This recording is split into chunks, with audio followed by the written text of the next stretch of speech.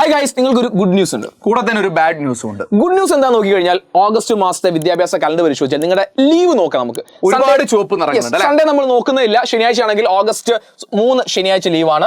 10-ാം തീയതി 2ാം ശനി ലീവാണ്. നേരെ ഓഗസ്റ്റ് 15 ഇൻഡിപെൻഡൻസ് ഡേ. അന്ന് നിങ്ങൾക്ക് സ്കൂളിൽ പോകണം, പക്ഷേ ക്ലാസ് ഉണ്ടായിരിക്കില്ല. വീണ്ടും ശ്രീനാരായണ ഗുരു ജയന്തി ഉണ്ട്, 20-ാം തീയതി ലീവാണ്. ശ്രീകൃഷ്ണ ജയന്തി 26-ാം തീയതി വരുന്നുണ്ട്, ലീവാണ്.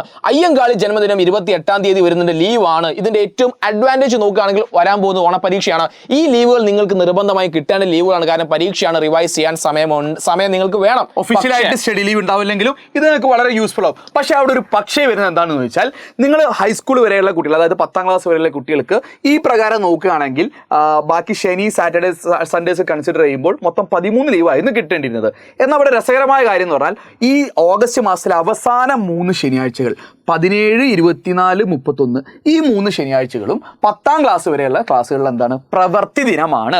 അത് വിദ്യാഭ്യാസ വകുപ്പ് പ്രഖ്യാപിച്ചു കഴിഞ്ഞു. എന്നാൽ രസകരമായ കാര്യം എന്ന് പറഞ്ഞാൽ, നിങ്ങൾ ഏട്ടന്മാരും ഏച്ചിമാരും +1 +2 പഠിക്കുന്നുണ്ടെങ്കിൽ അവർക്ക് കൂടുതൽ കണ്ടന്റ് പഠിക്കാനുണ്ട്. ഓക്കെ, പക്ഷെ അവർക്ക് ഈ ശനിയാഴ്ചകളിൽ പ്രവൃത്തി ദിനം അല്ല.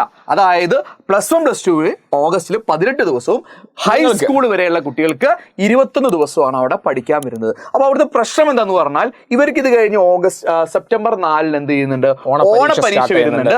ഓണപരീക്ഷ വരുമ്പോൾ സ്വാഭാവികമായിട്ട് മേ ബി ഈ ദിവസങ്ങളിലൊക്കെ പോർഷൻ തീർക്കാനായിട്ട് ടീച്ചേഴ്സ് യൂസ് ചെയ്യുക.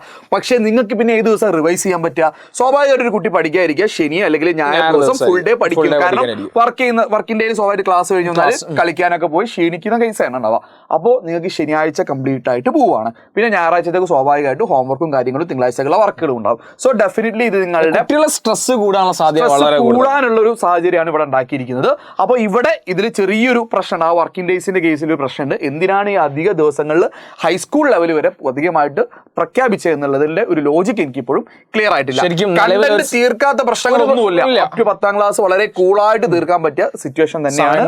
പിന്നെ വേറെ കാര്യം എന്ന് പറഞ്ഞാൽ, ഇതിന്റെ ഇടയ്ക്ക് ഇനി ഏതെങ്കിലും മഴ പോലത്തെ ലീവുകൾ കയറി വന്നാൽ സ്വാഭാവികമായിട്ട് എക്സ്ട്രാ ആയിട്ട് വീണ്ടും എന്ത് വരും, ഒരു പ്രവർത്തനത്തിനും കൂടി വരാനാണ് സാധ്യത കൂടുതൽ. അപ്പോൾ നിങ്ങൾ ഫ്രണ്ട്സിനൊക്കെ ഷെയർ ചെയ്യുക, ഇപ്പോൾ തന്നെ ക്ലാസ് ഗ്രൂപ്പിൽ ഷെയർ ചെയ്യുക. അപ്പോൾ നിങ്ങളുടെ ഫീലിംഗ്സ് നിങ്ങൾ താഴെ കമന്റ് ആയിട്ട് രേഖപ്പെടുത്തുക. അപ്പോൾ ഈ ദിവസങ്ങളിൽ കൃത്യമായിട്ട് പഠിക്കുന്നത് എങ്ങനെയാണെന്ന് ഞങ്ങൾ പറഞ്ഞു തരാം. ഇത് പ്രോപ്പർ ആയിട്ട് പ്ലാൻ ചെയ്ത് കഴിഞ്ഞാൽ നിങ്ങൾക്ക് പഠിക്കാനുള്ള മെത്തേഡ്സും ടൈം ടേബിളും ഞങ്ങൾ നിങ്ങളുടെ മനസ്സിൽ ഉണ്ടായിരിക്കണം. കാരണം വരാതിരിക്കുന്ന മാസം നിങ്ങളുടെ കയ്യിൽ കുറച്ച് ദിവസമേ ഉള്ളൂ. അത് നമുക്ക് ഏറ്റവും നല്ല രീതിയിൽ ഉപയോഗപ്പെടുത്തില്ലെങ്കിൽ പണി പാളും.